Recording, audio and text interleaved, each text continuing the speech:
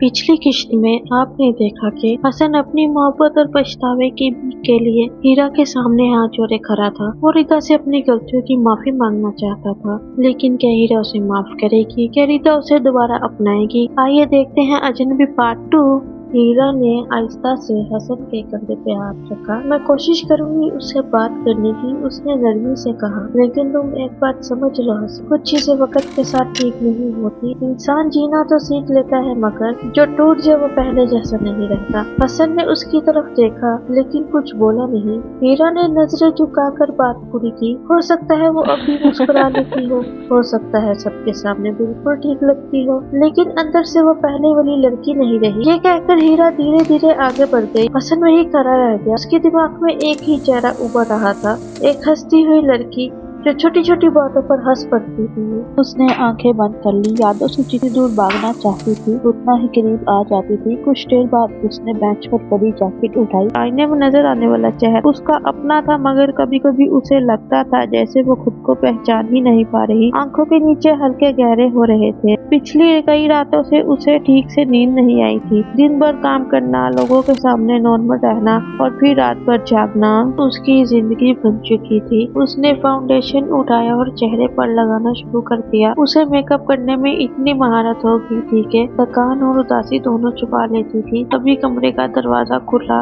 उसकी रूममेट इरम ने अंदर जानकर कहा, मैडम तुम्हारे पास सिर्फ 5 मिनट हैं। अगर आज भी लेट हुई ना तो हम तुम्हें छोड़कर चले जाएंगे। ठीक है, बस आ रही हूँ, इरम ने मजाक में कहा। और आज ज्यादा उदास मत रहना, पार्टी एंजॉय करनी है, लेक्चर नहीं देना। इतना कहकर वो बाहर चली गई। वेदा कुछ लम्हे खामोश बैठी रही। फिर उसने गहरी सांस ली और दोबारा आईने की तरफ देखा। दूसरी तरफ हसन सड़क पर बिना मंजिल के चलता रहा। रात का अंधेरा धीरे धीरे गहरा हो रहा था। हर गुजरती गाड़ी के साथ उसके दिमाग में पुरानी यादें और तेज हो जाती थी। आखिर थक हार कर वो अपनी कार तक पहुंचा। कार स्टार्ट करने के बाद भी कुछ देर स्टीयरिंग पे हाथ रखे खामोश बैठा रहा। उसके दिमाग में सिर्फ एक ही नाम गूंज रहा था, वो था रीता। वही रीता जो कभी उसकी जिंदगी की सबसे खूबसूरत हकीकत थी और आज सिर्फ एक दर्द बनकर रह गई थी। दूसरी तरफ रीता जो बाहर गई थी घूमने के लिए, वापस अपने हॉस्पिटल में आ गई थी। खिड़की के पास खड़ी थी, बाहर चमकती रोशनियों को खामोशी से देख रही थी। डॉक्टर ने उसे कुछ दिन और आराम करने का मशवरा दिया था, लेकिन उसे लगता था कि जिस चीज ने उसे तोड़ा था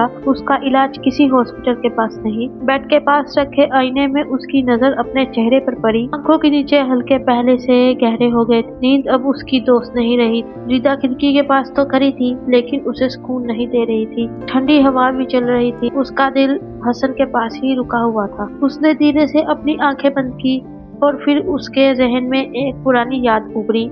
हसन की आवाज, उसने उसका हंसना और वो लम्हे जब सब कुछ ठीक लगता था। आखिर ऐसा क्या हुआ था कि रीता और हसन अलग हो गए थे? उसने फौरन आंखें खोल ली। नहीं, उसने खुद से कहा, अब मैं वापस उस जिंदगी में नहीं जा सकती। उसके हाथ हल्का सा कांप गया। बेड पर रखा मोबाइल अचानक वाइब्रेट हुआ।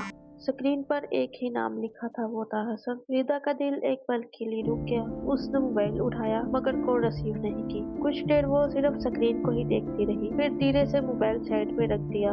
उसकी आंखों में आंसू आ गए लेकिन वो रोई नहीं। हसन जो अपनी कार में बैठा था, मोबाइल उसके हाथ में था। स्क्रीन पर कॉल नॉट आंसर लिखा हुआ था। हसन ने मोबाइल साइड पे फेंक दिया। तुम अभी मुझसे बात नहीं करना चाहती? उसने धीरे से कहा। उसकी आंखों में गुस्सा नहीं था, सिर्फ तकलीफ थी। कार की चाबी घुमाई और इंजन स्टार्ट कर दिया, लेकिन वो कहीं नहीं गया। बस स्टीयरिंग पर सर रख के चुप हो गया। हॉस्पिटल के कमरे में रीता ने ब्लैंकेट अपने ऊपर खींच ली। उसने आंखें बंद कर ली। डॉक्टर की बात उसके दिमाग में गूंज रही थी, स्ट्रेस बिल्कुल अवॉइड करो वरना रिकवरी मुश्किल हो जाएगी। लेकिन कैसे अवॉइड करें? रीता ने धीरे से आंख खोली। शायद मुझे हसन से दूर ही रहना चाहिए। रीता ने अपने आंसुओं को रोक लिया। रात और गहरी होती जा रही थी। एक ही शहर में होते हुए भी एक दूसरे से बहुत दूर जा चुके थे। थोड़ी देर बाद कमरे का दरवाजा हल्के से खुला। इरम अंदर आई।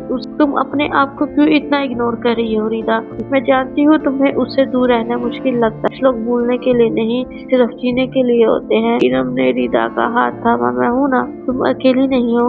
कैसी लगी आपको हमारा पार्ट 2? अगला पार्ट चाहिए तो कमेंट में पार्ट 3 जरूर बताएं। हमारे चैनल को सब्सक्राइब, लाइक, शेयर जरूर करें। शुक्रिया।